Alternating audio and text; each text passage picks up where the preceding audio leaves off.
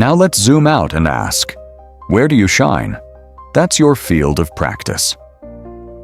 This is the specific area or population a social worker specializes in, like child welfare, mental health, geriatrics, or substance use.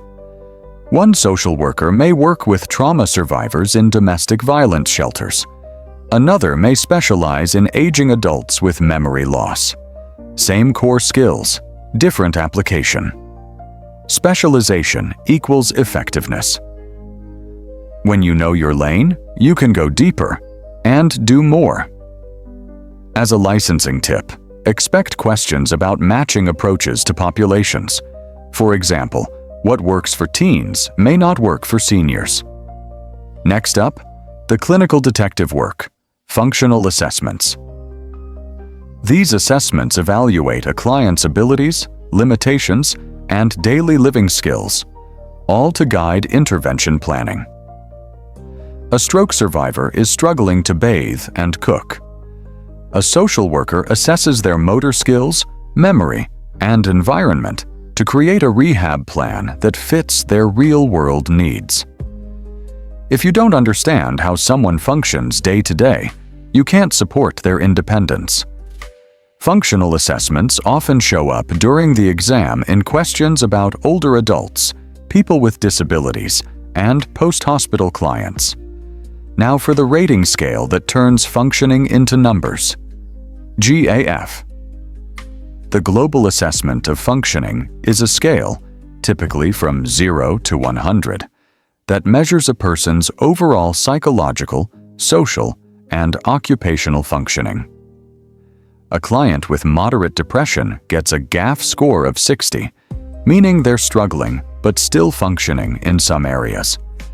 That score guides the level of care and urgency for intervention. The Global Assessment of Functioning helps you track progress over time. It answers the question, is this person getting better? Though the GAF scale was removed from the DSM-5, it still appears on licensing exams, so don't skip it. Global Assessment of Functioning equals how are they doing overall? Not just today, not just emotionally, but holistically. Now you know how to think like a clinician, using research to guide you, fields to focus you, assessments to inform you, and tools to track real growth. This is the science of helping, measured with care, guided by compassion. Before shifting the gears behind the scenes by outlining indirect practice, implied consent, informed consent, and just cause. Let's keep in mind that not all social work happens in the spotlight. Sometimes the most important moves are made behind closed doors, in policy rooms, planning sessions, or quiet moments of ethical decision-making. This section is all about the work you don't always see, but absolutely feel. These terms protect your clients, your agency, and your profession. It is how systems run ethically behind closed doors. First, let's start with something often misunderstood. Indirect practice. Indirect practice means working on behalf of clients without face-to-face interaction. This includes things like policy advocacy, community organizing, grant writing, or program development. A social worker drafts a proposal to fund mental health services in underserved schools. They never meet the kids personally, but their work changes hundreds of lives. Indirect work shapes systems, not just individuals. It's where macro-level change is born. On the exam, please don't confuse direct practice, one-on-one work, with indirect. Both are valid, both are powerful. Now, let's talk about something subtle, but important. Implied consent. Consent that's not spoken or written, but understood through actions or context. A client joins a group therapy session, listens actively, and speaks up. They never signed a form, but their participation implies consent. Social work often unfolds in evolving situations. Recognizing implied consent allows services to proceed when formalities aren't available, while still respecting boundaries. Implied consent should never replace informed consent in high-risk or legally sensitive situations. A teen voluntarily stays in the group home after aging out of foster care. Is that implied consent for services? Yes, as long as they're aware of what's being offered. Now let's raise the bar with informed consent, a term you'll see everywhere in ethical social work. It's when a client voluntarily agrees to a service after fully understanding its risks, benefits, and options. A social worker explains the structure and purpose of a trauma therapy group. The client is given time to ask questions, then signs a form. Informed consent is about respecting autonomy. It puts the client in the driver's seat. Informed consent is required before starting treatment, assessments, or releasing information. If you don't see consent in a scenario, that's your red flag. If a client has limited literacy, can they still give informed consent? Yes, if the social worker explains everything in an understandable way. Last term to mention in this section is a term that ensures your tough decisions are rooted in justice. Just cause. A valid, ethically and legally sound reason for taking serious action, like terminating services or reporting abuse.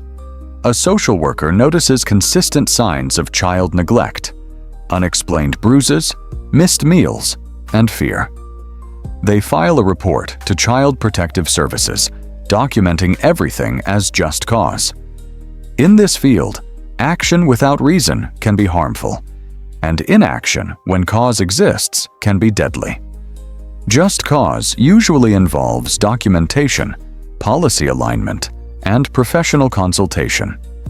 How do you ensure you have just cause before ending a client relationship?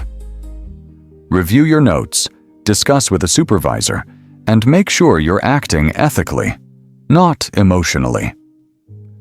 Indirect practice, consent, and just cause aren't just legal safeguards. They are reflections of your integrity as a social worker. These terms remind us that every behind-the-scenes choice has a ripple effect, and you have the wisdom to make it count. Coming up next are terms like malfeasance, malpractice, mentorship, and needs assessment, the terms that deal with failure, learning, and growth. Social work isn't perfect because people aren't perfect. Mistakes happen, boundaries are tested, judgment gets clouded. But here's the good news. Ethical practice is not about being flawless. It's about being accountable, teachable, and grounded in purpose. This section is your reality check and your safety net. Let's start with a heavy one: malfeasance. Malfeasance is intentional wrongdoing by a professional, unethical, illegal, or dishonest actions while on the job. A social worker falsifies records to cover up missed visits. That's not a mistake, it's misconduct, and it violates everything the profession stands for. Malfeasance destroys trust with clients, agencies, and the public. It can cost jobs, licenses, and even lives. Malfeasance is intentional harm. Look for signs of deception or betrayal of professional standards. What is worse, an honest mistake or intentional deception? Intentional deception. That's malfeasance. Now, what if harm happens, but not on purpose? That's malpractice. Malpractice is professional negligence when a social worker fails to meet the expected standard of care and someone gets hurt. A client shares they're having suicidal thoughts, but the social worker doesn't report or intervene, and the client is harmed. That's malpractice. Even good intentions don't protect you from consequences. You must stay alert, informed, and within your scope of practice. In the exam, if you see a question where the worker ignores signs of danger, it's likely a malpractice red flag. Now, let's breathe a little. because every good social worker was once a new social worker. And that's where mentorship comes in. Mentorship is the guidance and support provided by an experienced professional to someone new or less experienced. A seasoned social worker teaches a new graduate how to manage burnout, write court reports, and stay grounded in values. Mentorship builds confidence, competence, and community. It bridges generations and keeps wisdom flowing. Don't just find a mentor, become one when the time is right. Let's end this scene with a power tool: needs assessment. It's the process of identifying what a client or community really needs before jumping into solutions.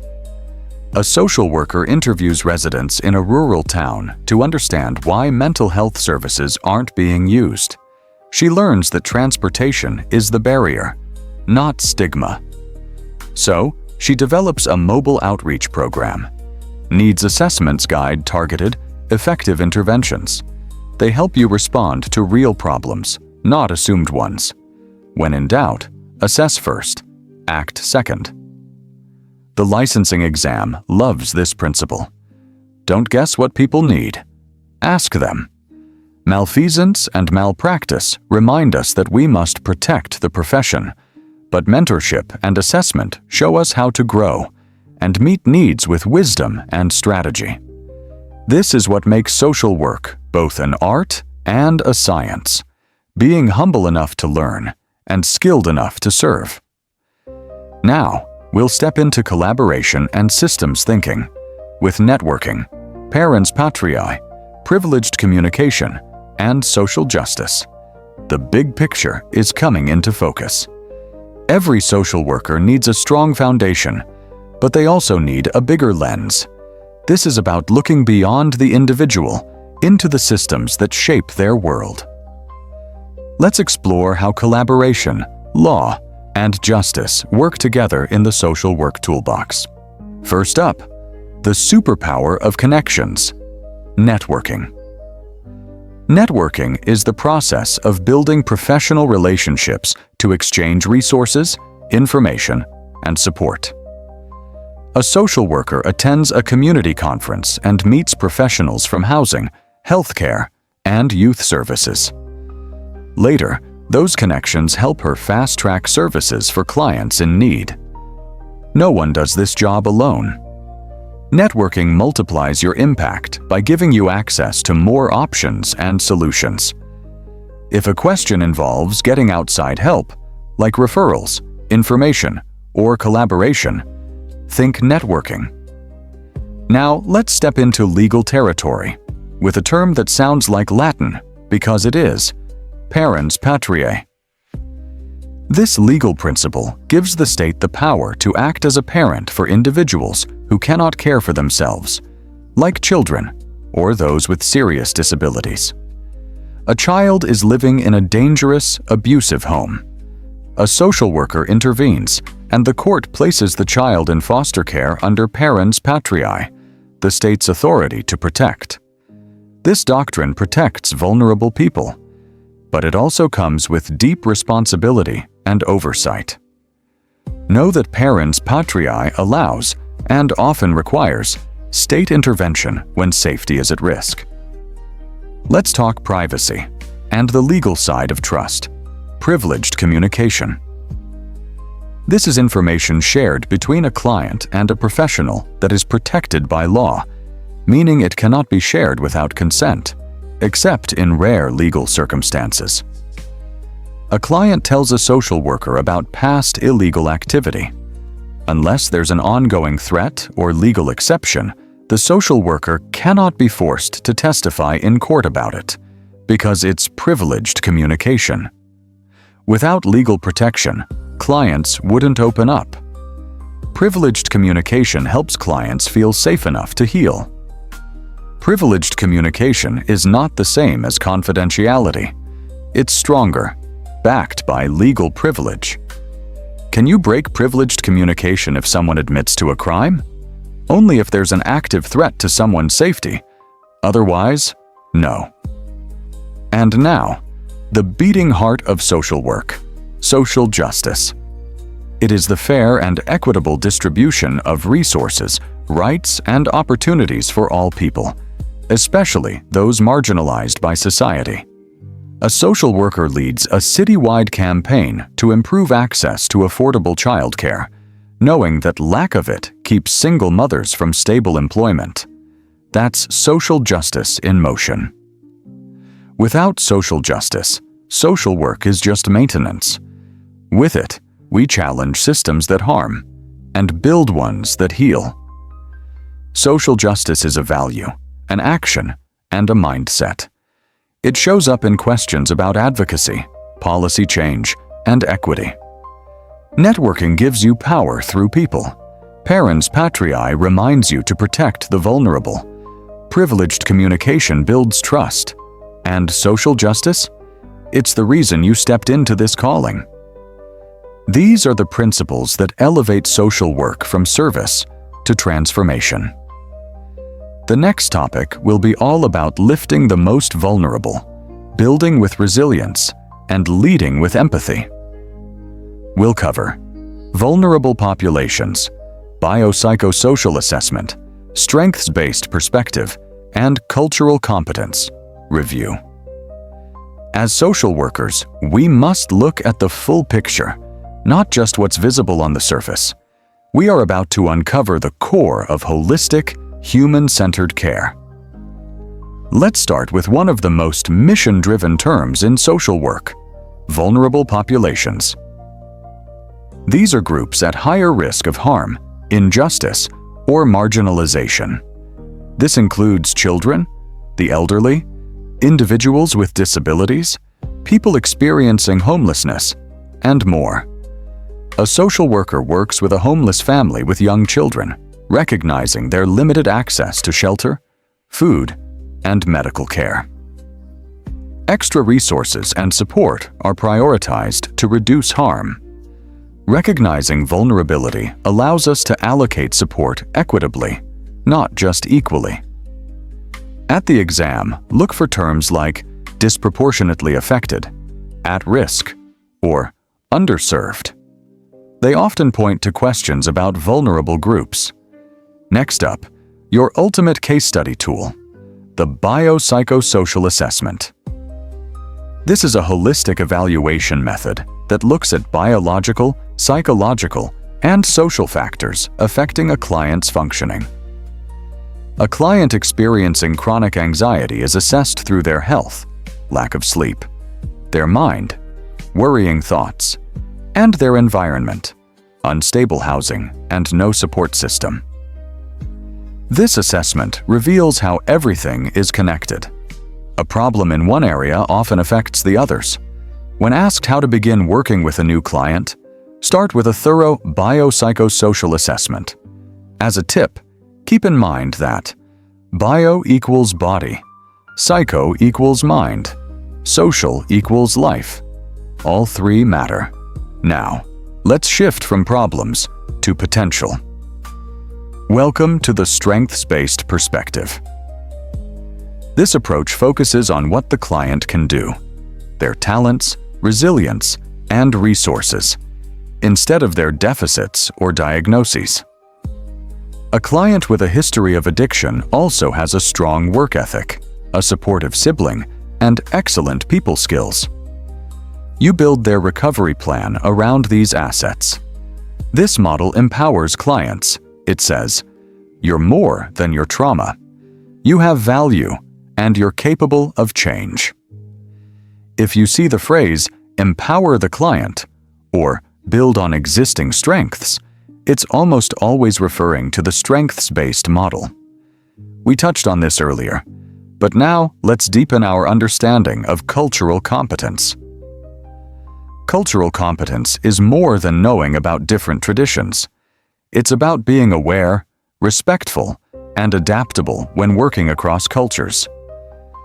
You're working with a client from a culture where mental health is heavily stigmatized. Instead of pushing therapy as usual, you explore alternative healing models that respect their beliefs while offering support. Key components of cultural competence are cultural humility. self-awareness of your biases. Willingness to adapt your communication and approach cultural competence prevents microaggressions, builds trust, and promotes equity. As a scenario quiz, a client refuses to make eye contact due to their cultural norms. Do you A. Confront them for being disrespectful, B. Recognize and respect their cultural norm? The answer is B. Cultural competence is not a checkbox. It's a lifestyle of learning and listening. You made it to the final section, and this one is all about leveling up. Whether you're stepping into supervision, policy, or trauma work, these final 6 terms help you lead with depth, strength, and strategy. Let's start with one of the most vital frameworks in today's social work: trauma-informed care. A model that recognizes the widespread impact of trauma and design services that avoid re-traumatization, build trust, and promote healing. A client becomes agitated when asked to sit in a closed office. Instead of assuming defiance, the social worker gently offers them a seat near the door and explains every step of the process, promoting safety and control. Its core principles are safety, trustworthiness, empowerment, collaboration, cultural respect. Look for trauma-informed clues like empower the client, offer choice, or ensure emotional safety. Next, zoom out, way out. Meet ecological systems theory, your roadmap to context. This theory looks at how a person's development and behavior are influenced by their environment, from individual to societal levels. These systemic levels include micro, individual, thoughts, feelings; mezzo, family, school, local community; macro, institutions, policy, culture. A teen struggling in school isn't just dealing with grades. At home, there's family conflict; mezzo. At the macro level, they face racial discrimination and underfunded schools. You don't just counsel, you advocate. Social work isn't just intervention, it's contextual analysis. Choose answers that reflect a systems perspective, especially when multiple layers of influence are involved. Now let's talk about conversations that move people. Motivational interviewing, MI. A client-centered approach that strengthens motivation for change through empathetic, non-judgmental dialogue. A client says, "I know I should quit drinking, but I'm not ready." Instead of lecturing, the social worker says, "Tell me what makes change feel scary, and what you hope life could look like without alcohol." Core techniques associated with MI are open-ended questions, reflective listening affirmation, rolling with resistance. MI shows up in questions involving ambivalence. Look for phrases like, "Client not ready to change." MI. Move the internal compass, not the external behavior. Now, how do you handle gray areas? Meet the ethical decision-making framework. A structured approach to resolving ethical dilemmas by applying professional values, consulting standards, and weighing multiple perspectives. A client confesses illegal behavior. You're torn between confidentiality and legal obligation. Instead of guessing, you identify the Ethical Conflict Review NASAW Code of Ethics. Consult a supervisor, document your decision, and choose the most client-centered ethical option. This framework protects clients and you. Always show due process in ethical dilemmas. Don't go with your gut alone. This term is the lens that sharpens your vision: intersectionality. It is a framework that recognizes how overlapping identities, like race, gender, class, and sexuality, create unique experiences of discrimination and privilege. A Black, LGBTQ+ woman may face compounded barriers that are different from a white LGBTQ+ man. An intersectional approach takes all her identities and their effects into account. It shifts your perspective from What's wrong with this person? 2. What systems are affecting this person? Intersectionality often appears in questions about advocacy, access, and systemic inequality. And finally, the word that defines both you and your clients: resilience. The ability to recover from adversity, trauma, or hardship and move forward with strength. A refugee family, despite displacement and loss, builds a new life in a foreign country, enrolling in school, starting a business, and creating a new sense of home. Protective factors include supportive relationships, positive self-identity. Healthy coping mechanisms. Resilience often shows up in case scenarios that involve risk factors, but don't forget to look for strengths. Resilience isn't about avoiding pain, it's about growing through it. And there you have it. 45+ terms that are more than vocabulary. They are your tools, your armor, your invitation to impact lives with clarity, conviction, and compassion. You are not just studying for a test, you're preparing for a mission. Remember this: knowledge opens doors, but it's your heart, your why, that will walk people through them. So go be bold, be ethical, be informed, be the social worker the world desperately needs right now. You've just discovered 4 keys to whole-person care. See the vulnerable, assess the full picture, build on strengths, and meet people where they are. This is where true transformation begins. Not in labels, but in listening. Not in power, but in partnership. Keep learning, stay grounded, and we'll see you on the other side of the exam. Thumb up if you like this video and subscribe for more topics.